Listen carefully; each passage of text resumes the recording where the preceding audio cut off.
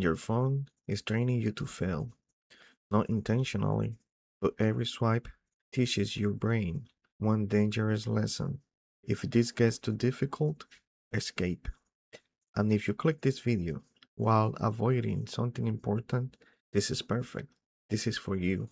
Because by the end, I give you 3 steps to reset that can start rebuilding your focus today. Chapter 2. The problem.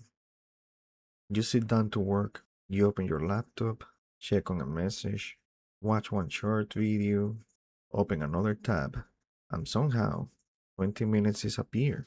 Now the task feels even harder, you feel guilty, and you tell yourself, I'm just lazy. But you're probably not lazy. Your brain has simply adapted to an environment that offers instant rewards every few seconds.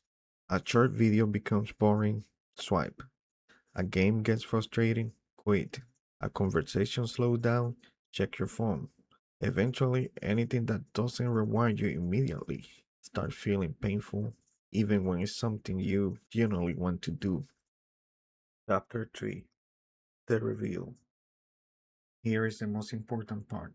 Your attention span isn't permanently broken, it's trained, and anything that can be trained in one direction can be trained in other. But most people try to fix this with motivation. They watch an inspiring video, create a massive schedule, wake up at 5 in the morning, and 3 days later, they are back in the bed scrolling. Why? Because motivation doesn't remove temptation. You don't need a more inspirational wallpaper. You need a system that makes focus easier and escape harder. Here is that system. Chapter 4. Create friction.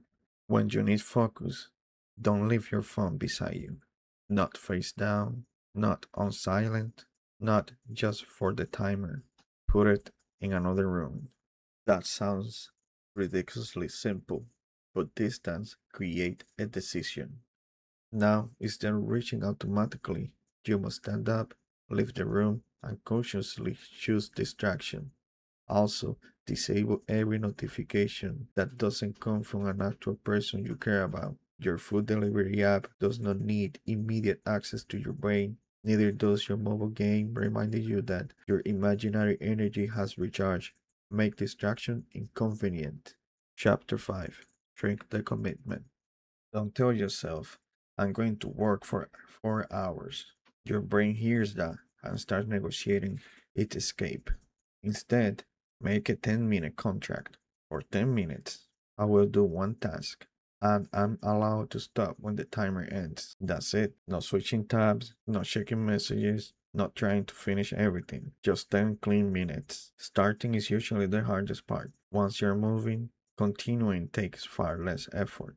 And if you still want to stop after 10 minutes, stop without guilt. You keep the contract, which teaches your brain something more valuable than one long, miserable work section. When you say you will begin, you will begin.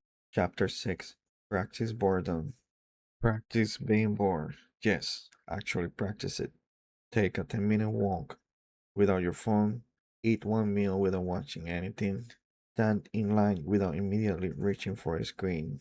At first, it might feel strangely uncomfortable. That discomfort is the point. Your brain will ask for stimulation. Let it ask. Every time you feel the urge without obeying it, you are strengthening the gap between impulse and action. That gap is where focus lives. You're not trying to become a monk. You are reminding your brain that silence isn't an emergency, and every empty second does not need to be filled. Chapter 7. The 7-Day Challenge. Try this for the next 7 days. Before bed, choose one important task for tomorrow. When it's time to begin, put your phone in another room. Set the 10-minute timer. Then, at some point during the day, spend 10 minutes without scrolling, music, videos, or podcasts.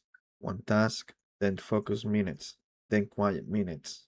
Do that for 7 days before deciding whether it works. Not once, not when you feel motivated. 7 days. Chapter 8. Reclaim your attention. Because you don't need more motivation. You need fewer exits.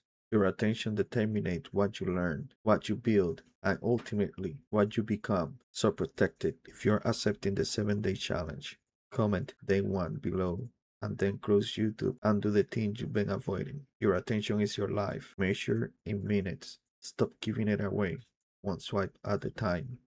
Thanks for watching. Now go reclaim your attention.